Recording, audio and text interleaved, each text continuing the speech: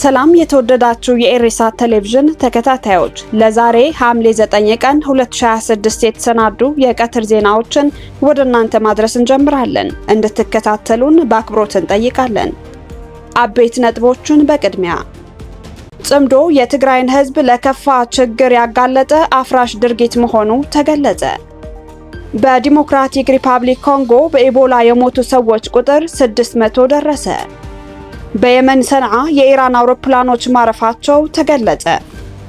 አሜሪካ በኢራን ላይ አዲስ የአየር ጥቃት መፈጸሟን ተከትሎ ቴሄራን በባህረ ሰላጤው አረብ ሀገራት ላይ ያጸፋ እርምጃ ወሰደች።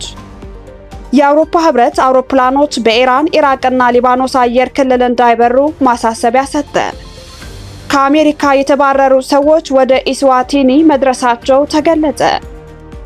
ዶናልድ ትራምፕ ባልተጠበቀ መንገድ በአሮጌ አውሮፕላን ተጓዙ። ወደ ዝርዝር ዜና እናልፋለን። ጽምዶ የትግራይን ህዝብ ለከፋ ችግር ያጋለጠ አፍራሽ ድርጊት መሆኑ ተገለጸ። በጽምዶ ምክንያት የትግራይ ህዝብ በአስከፊ ሁኔታ ውስጥ መሆኑንና አካባቢውን ለተለያዩ የሰብአዊ መብት ጥሰቶችና ለጦርነት ስጋት የተጋለጠ መሆኑን የትግራይ ትውልድ ፓርቲ የህዝብ ግንኙነት ኃላፊ አቶ ክፍሎም ሀጎስ መናገራቸውን ዛሬ የተሰራጨው የጋዜጣ ፕላስ ዘገባ ያመለክታል።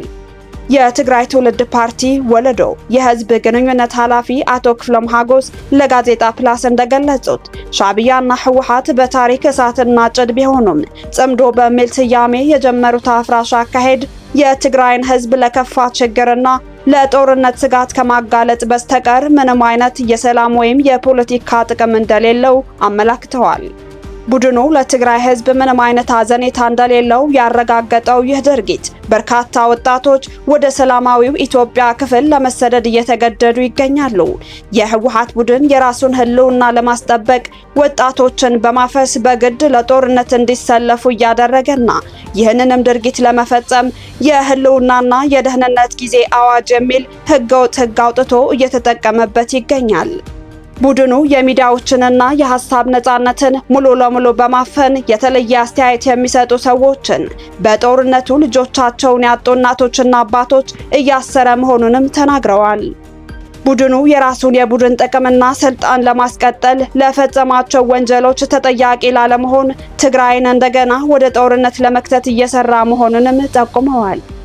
በሌላ በኩል ጠቅላይ ሚኒስትር አብይ አህመድ ለምክር ቤት አባላት በሰጡት ማብራሪያ አሁን ላይ በትግራይ ባሉ ኃይሎች በየቀኑ አዳዲስ ግጭቶችንና ጦርነትን ሊቀሰቅሱ የሚችሉ ትንኮሳዎች እየተፈጸሙ ይገኛሉ ማለታቸው ይታወቃል። ከሁሉም በላይ የከፋው ጉዳይ በአሁኑ በርካታ የትግራይ ወጣቶች በጉልበት ታፍሰው ለጦርነት እንዲሰለፉ መደረጉ ነው ብለዋል። እነዚህ ወጣቶች በማያውቁትና በማይመለከታቸው ጉዳይ በጦርነት ውስጥ ህይወታቸውን እያጡ እንደሚገኝና በኢትዮጵያ ውስጥ ያለው ችግር ሳይበቃ ጉዳዩ ወደ ሱዳን መሻገሩንም አንስተዋል። በዚህ ሁሉ ሂደት ውስጥ የትግራይ ህዝብ የችግሩ ፈጣሪ ሳይሆን የችግሩ ገፈት ቀማሽ ነው። የትግራይን ህዝብ ይበልጥ የጎዳውና ጉዳቱን ያባባሰው የማይታይ የውስጥ ቁስል መኖሩ ሲሆን እንዲህ አይነቱ የውስጥ ቁስል ደግሞ በቀላሉ የማይሽር ነው ሲሉ ጠቅሰዋል። ለትግራይ ህዝብ እውነተኛ መፍትሄ የሚያመጣው የህወሓት አመራሮች በወጣቶቻቸው ላይ እምነት ጥለው ለተተኪው ትውልድ እድል መስጠት ሲችሉ ብቻ ነው ማለታቸው ይታወሳል።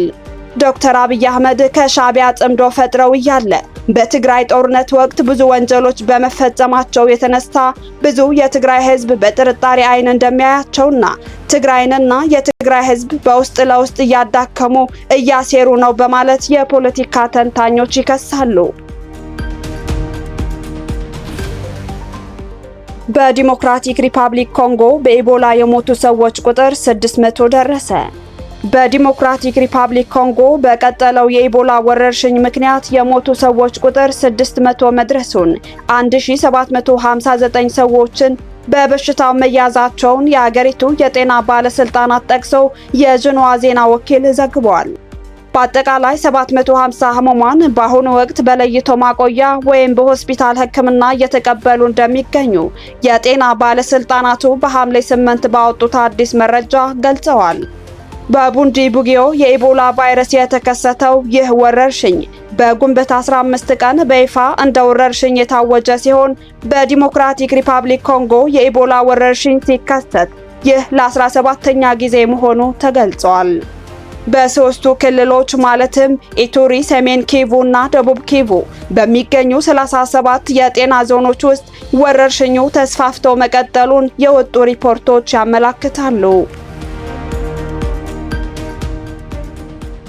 በየመን ሰንዓ የኢራን አውሮፕላኖች ማረፋቸው ተገለጸ። በየመን ሰንዓ አውሮፕላን ማረፊያ ሐምሌ 7 ቀን በጥቂት ሰዓታት ልዩነት ውስጥ 3 አውሮፕላኖች ማረፋቸውን የየመን ኦንላይን ዘገባዎች ያመለክታሉ። አውሮፕላኖቹ ሁቲ በሚቆጣጠረው የሰንዓ ዓለም አቀፍ አውሮፕላን ማረፊያ ማረፋቸውንና የአውሮፕላኖቹ ማንነት ከየት እንደመጡ እንዲሁም ምን ይዘው እንደነበር እስካሁን የታወቀ ነገር እንደሌለ የመን ኦንላይን የዜና ምንጭ ገልጿል። ይህ በብዙዎች ዘንድ ጥያቄ ያስነሳው ክስተት በጠዋት ሰዓታት ውስጥ በሁለት ዙር የተከናወነ መሆኑን መረጃው ያስረዳል። የአውሮፕላኖችን ጉዞ ይከታተሉ የነበሩ የበረራ ትራፊክ ባለሙያዎች ስራቸውን በአግባቡ ማከናወናቸውን የጠቆመው ዘገባው፣ በዚህ ረገድ ግን ከአውሮፕላን ማረፊያው ስራ አስኪያጆችም ሆነ ከሁቲ ባለስልጣናት እስካሁን የተሰጠ እውቅና ወይም ይፋዊ መረጃ የለም። በአውሮፕላን ማረፊያው አልፎ አልፎ ተመሳሳይ ክስተት እንደሚታይ የጠቆመው የመን ኦንላይን ባለፈው አርብ የኢራን ንብረት የሆነች አንድ አውሮፕላን በዚያው ማረፊያ ማረፏንና የሁቲ ባለስልጣናት ግን በረራው የሲቪል በረራ ነው ማለታቸው ዘገባው አስታውሷል።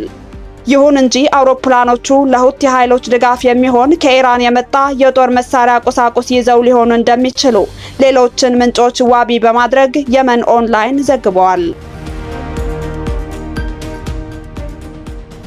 አሜሪካ በኢራን ላይ አዲስ የአየር ጥቃት መፈጸሟን ተከትሎ ቴሄራን በባህረ ሰላጤው አረብ ሀገራት ላይ የአጸፋ እርምጃ ወሰደች።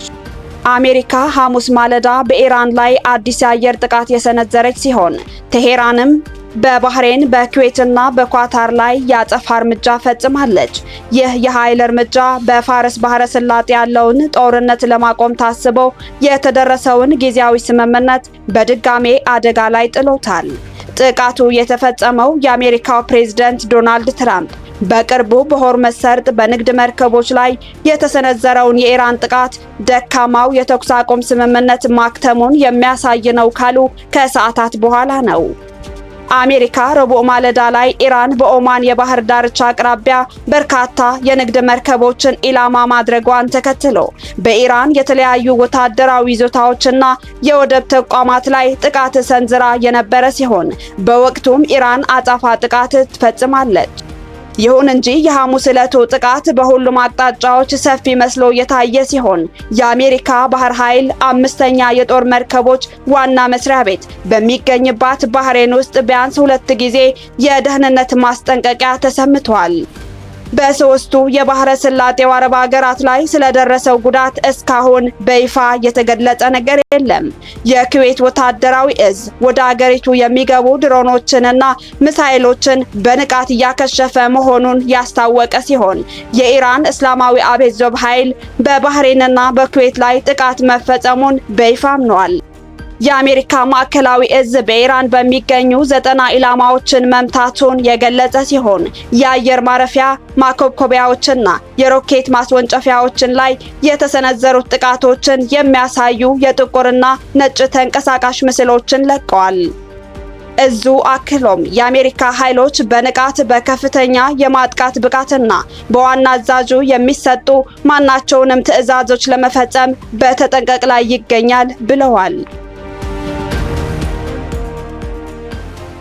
የአውሮፓ ህብረት አውሮፕላኖች በኢራን፣ ኢራቅና ሊባኖስ አየር ክልል እንዳይበሩ ማሳሰቢያ ሰጠ። የአውሮፓ ህብረት በአቪዬሽን ደህንነት ኤጀንሲ ሐምሌ 9 ባወጣው መግለጫ አውሮፕላኖች በኢራን፣ ኢራቅና ሊባኖስ አየር ክልል ከመብረር እንዲታቀቡ ጥብቅ ማስጠንቀቂያ ሰጥቷል።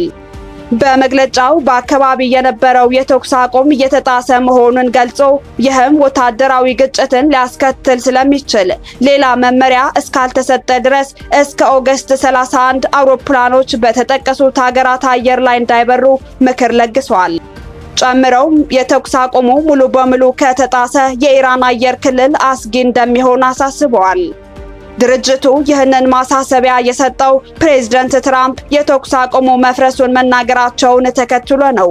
ለዚህ መንስኤ የሆነው በሆርሙዝ ሰርጥ ሲያልፉ በነበሩ የንግድ መርከቦች ላይ ጥቃት መድረሱ ሲሆን ይህንን ተከትሎ አሜሪካ ወታደራዊ ጥቃት መፈጸሟን ይታወቃል። አሜሪካ በዛሬው ጥቃት ከ80 በላይ በኢራን ውስጥ የሚገኙ ኢላማዎችን መደብደቧን ስትገልጽ፣ ኢራን በበኩሏ በባህሬንና በኩዌት ውስጥ በሚገኙ የአሜሪካ ወታደራዊ ተቋማት ላይ የአጸፋ እርምጃ ማከናወኗን ትናገራለች።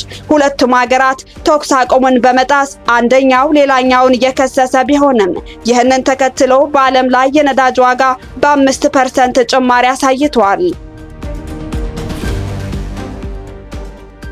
ከአሜሪካ የተባረሩ ሰዎች ወደ ኢስዋቲኒ መድረሳቸው ተገለጸ። አሜሪካ በሐምሌ 8 ቀን 2026 12 የሚደርሱ ሰዎችን ወደ ኢስዋቲኒ እንደላከች አንዲት አሜሪካዊ የኢሚግሬሽን ጠበቃና የአካባቢው ምንጮች ለኤኤፍፒ የዜና ወኪል ተናግረዋል። ሆኖም ግን ስለተላኩ ሰዎች ቁጥር የተለያዩ መረጃዎች እየተሰጡ መሆናቸውን ተገልጿል።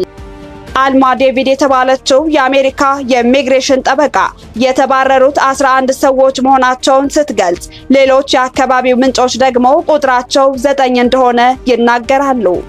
ስለተባረሩት ሰዎች ዜግነት ግልጽ መረጃ እስካሁን ባይኖርም የማጣራት ሂደቱ በሚጠናቀቅበት ወቅት ዝርዝር መረጃዎች እንደሚያረጋግጡ ይጠበቃል። ኢስዋቲኒ ከሐምሌ 2025 ጀምሮ እስካሁን 19 የተባረሩ ሰዎችን መቀበሏ ተገልጿል። እንደ ጋና ያሉ ሌሎች ሀገራት የተቀበሉትን ሰዎች በፍጥነት ወደ ትውልድ ሀገራቸው ሲመልሱ ታይተዋል። በሌላ በኩል ኢስዋቲኒ የተቀበለቻቸውን ሰዎች ላልተወሰነ ጊዜ እንደምታቆይ ተገልጿል። እስካሁን አንድ ጃማይካዊና አንድ የካምቦዲያ ዜጋ ወደ ሀገራቸው ሲመለሱ የተቀሩት 17 ሰዎች ግን እስካሁን ድረስ በከፍተኛ ጥበቃ በሚገኝ የእስር ማቆያ ውስጥ እንደሚገኙ ሪፖርቱ ያመለክታል። ዶናልድ ትራምፕ ባልተጠበቀ መንገድ በአሮጌ አውሮፕላን ተጓዙ።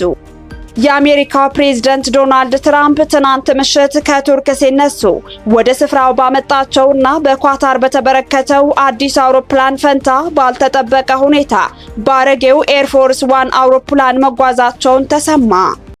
ዘኒውዮርክ ታይምስ እንደዘገበው ይህ ውሳኔ የተላለፈው የደህንነት ጥንቃቄ ታሳቢ በማድረግ በአሜሪካ ሚስጥራዊ የደህንነት አገልግሎት የውሳኔ ሀሳብ መሰረት ነው። ይሁን እንጂ ፕሬዝዳንት ትራምፕ በኋላ ላይ በብሪታንያ ወደ አዲስ አውሮፕላን በመቀየር ጉዞአቸውን ወደ ዋሽንግተን አድርገዋል። ለኔቶ ጉባኤ ወደ ቱርክ የተደረገው ይህ ጉዞ ለአዲስ አውሮፕላን የመጀመሪያው ዓለም አቀፍ በረራ ሲሆን ጉዞው የተካሄደው ቱርክን ከምታዋስነው ኢራን ጋር ወታደራዊ ውጥረት ባየለበት ወቅት ነው። ይህ ያልተጠበቀ የአውሮፕላን ቅያሬ የተከሰተው ቦይንግ ኩባንያ ዘመናዊዎቹን የኤርፎርስ ዋን አውሮፕላኖች ርክክብ ባዘገየበት በዚህ ወቅት እንደ ጊዜያዊ መተኪያ እንዲያገለግል በተበረከተው በዚህ የቅንጦት ስጦታ ላይ ለወራት የዘለቀ ክትትልና ትችት ሲቀርብበት ከቆየ በኋላ ነው። ተቺዎች የአውሮፕላኑን እድሳት ወጪ፣ ደህንነትና ፍጥነት በተመለከተ ጥያቄዎችን ሲያነሱ ቆይተዋል።